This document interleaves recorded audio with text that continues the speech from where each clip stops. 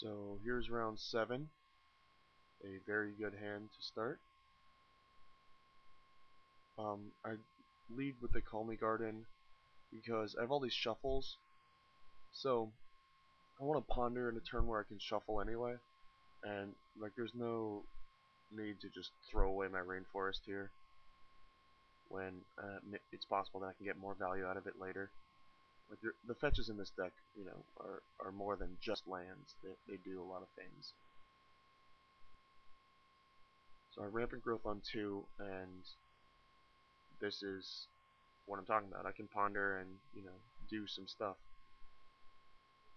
I hit Cobra, which bricks. Obviously we're against Jund. Forgot to say that. I didn't really look at his build because once I saw the Jund cards, I was like, oh, it's Jund. But you'll see it's a little different build. So he takes his turn to Blightning me, and I throw away 2 pretty good cards, but fetch lands with Cobra in play and then Mind Spring. It's hard to see him winning this game with no board presence and me about to draw 4 cards. 5 cards, excuse me. I mean, all those cards are very bad, and I'm still pretty far ahead. Especially because he spends his next turn doing nothing. Jason, I just brainstormed because if he's going to take his turn to pulse this, to bolt this, then I'm okay with that because I have 1 more, and it's 1 less bolt to go to my oracles.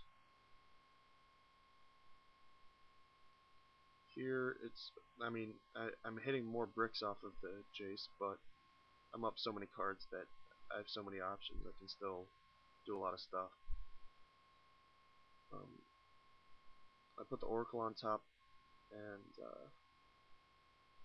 things are looking good. Sure enough, he does pulse it.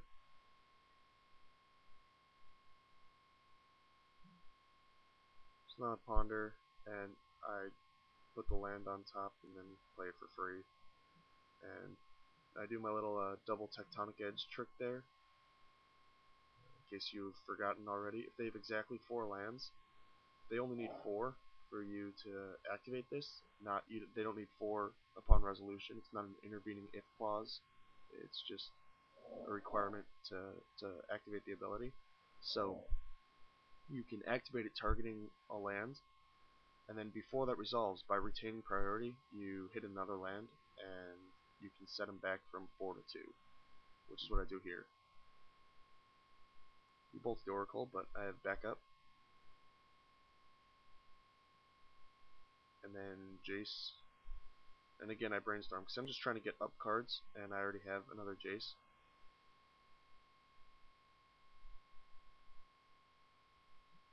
Renex, and it's pretty much over at this point. Ooh, and I hit the Avenger.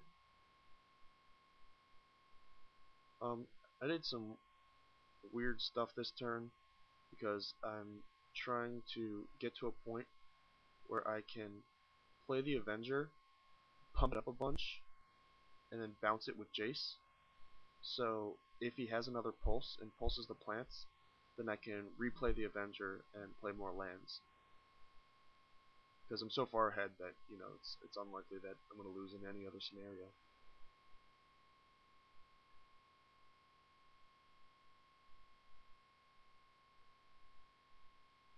So now you get to see me do my thing.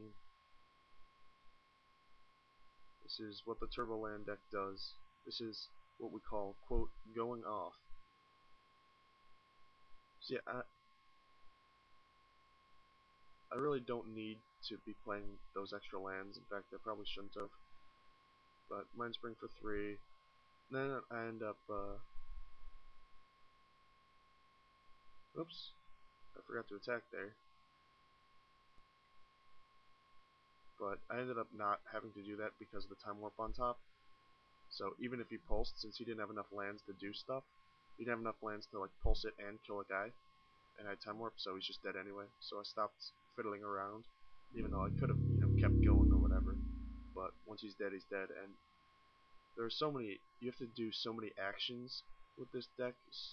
every turn you have to click so many times that it really drains on your clock, which in these PTQs with only 25-minute clocks, it's super relevant. So that's game one. Let's move on to sideboarding.